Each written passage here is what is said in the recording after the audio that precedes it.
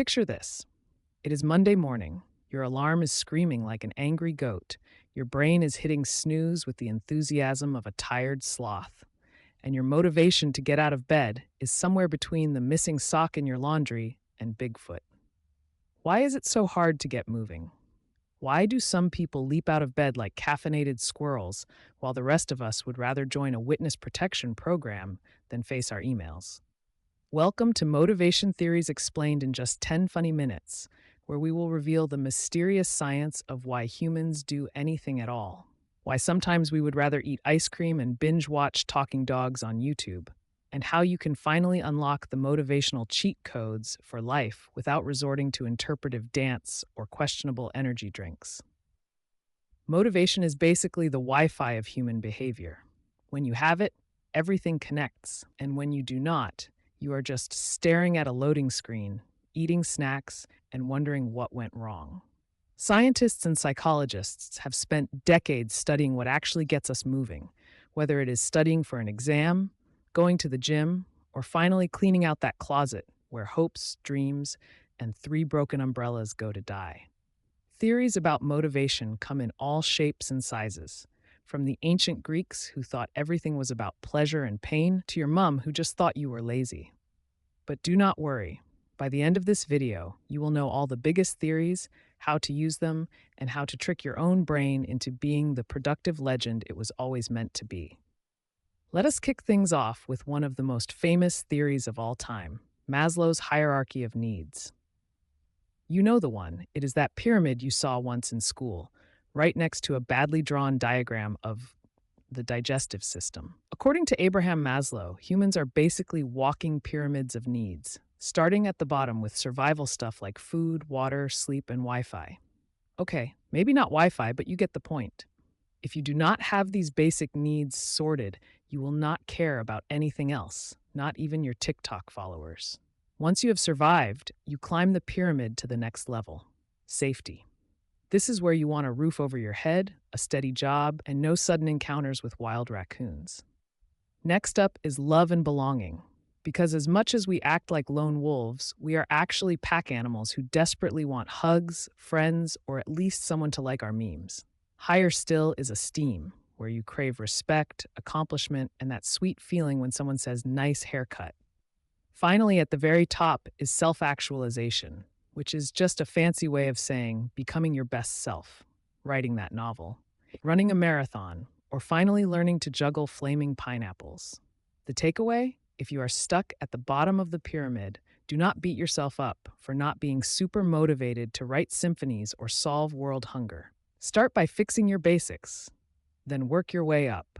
But what if you already have a roof, a fridge full of snacks, and a dog that thinks you are awesome, but you still cannot seem to get anything done? Enter Hertzberg's two-factor theory, also known as why your job bothers you and how to fix it. Frederick Hertzberg said there are two types of things at work: hygiene factors and motivators. Hygiene factors are the boring stuff, like salary, working conditions, company policies, and whether your boss thinks team building means trust falls at 7 a.m. These will not really make you happy, but if they are missing, you are instantly miserable. Motivators, on the other hand, are things like achievement, recognition, and meaningful work. They are the difference between thinking I love my job and I am updating my CV right now.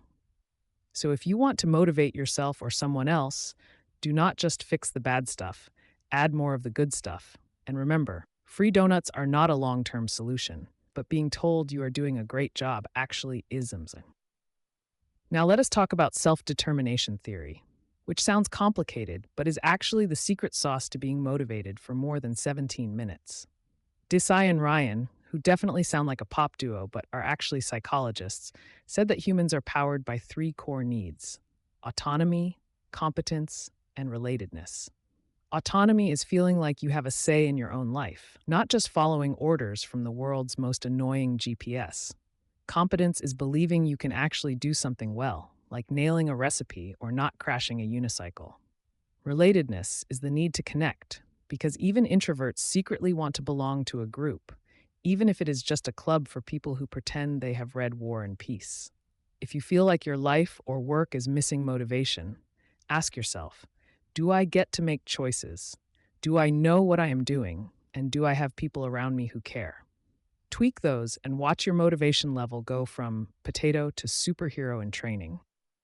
Of course, sometimes your motivation is not about big dreams or pyramids.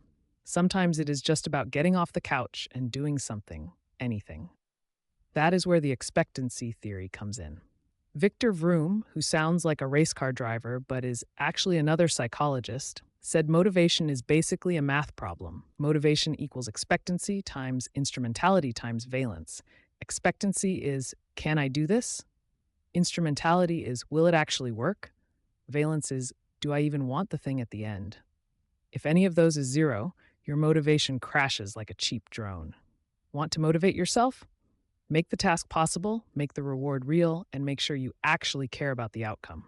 If you are trying to motivate someone else, do not just wave a carrot, make sure it is a carrot they actually like, and that they believe it is not secretly made of broccoli. Let us spice things up with a bit of operant conditioning, courtesy of B.F. Skinner, the guy who basically invented the treat jar for humans. He said we do things for rewards and to avoid punishments, just like dogs, pigeons, or toddlers in a toy store. If your brain thinks you will get a treat, money, praise, or just a piece of chocolate, it is much more likely to cooperate. If your brain thinks there is a risk of getting yelled at or missing out, it will also jump into action, but with way more stress and way less dancing. So, if you want to build a habit or crush your goals, reward yourself with something fun every time you do the right thing, and maybe remove a treat when you skip it. But remember, nobody likes being punished, so keep it positive, or your brain will hide under the bed and refuse to come out. Now, if you have ever found yourself halfway through a project and suddenly lost all interest, you have experienced the weird phenomenon known as the over-justification effect. Basically, if you already like doing something and someone starts paying you for it, your motivation can actually drop. It is like if you love making cupcakes for friends, but as soon as you open a cupcake shop, you start dreading the smell of buttercream. The moral here is to keep your passions fun and not turn everything into a side hustle, unless your true passion is side hustling, in which case, carry on and may the algorithm be ever in your favor. But motivation is not just about rewards and pyramids, it is also about goals, and nobody does goals like Edwin Locke and his goal-setting theory. Locke said that the best goals are specific, challenging, and have a deadline. Telling yourself, I want to get fit someday, is basically a wish on a shooting star. Telling yourself, I want to run a 5K by November and beat my neighbor Bob, is way more likely to work, especially if Bob is annoyingly fast. Break big dreams into small, clear goals, add a finish line, and celebrate your progress, even if your run is just a very determined walk to the fridge. And do not forget about achievement motivation, which is a fancy way of saying some people just really want to win, and others are happy just to show up and eat snacks. Psychologist David McClellan said people are motivated by three things: the need to achieve, the need for power, and the need for affiliation. If you are the type who loves beating high scores, building empires, or being voted most likely to organize a group chat, that is your primary motivation style. Figure out which one you are and set your life up to match. Achievement junkies need goals and feedback, power lovers need to lead or create, and affiliation fans need people, parties, and probably a lot of group selfies. Finally, let us have a quick word on Motivation 101 in the real world. Motivation is not a magical unicorn that lands on your shoulder and makes you want to write a novel while jogging uphill. It is more like a muscle that gets stronger the more you use it, and sometimes you just need to trick yourself into starting. Use the 5-minute rule. Tell yourself you will do something for just 5 minutes, and once you start, you will probably keep going. Make tasks fun by adding music, racing against the clock, or inviting friends to join. Break big things into tiny steps and reward yourself for every little win. If you lose steam, ask, do I need a better reward, a bigger goal, or just a nap? So the next time you are lying in bed staring at the ceiling, wondering if motivation is real or just a myth invented by fitness influencers, remember, you are not broken, you are just human. Motivation is not something you are born with, it is something you build one little action at a time. Find your why, tweak your surroundings, reward your wins, and keep your goals fun, clear, and just a bit challenging. The pyramid, the goals, the rewards, they are all just different ways of helping you get from where you are to where you want to be, even if that is just to the fridge and backs.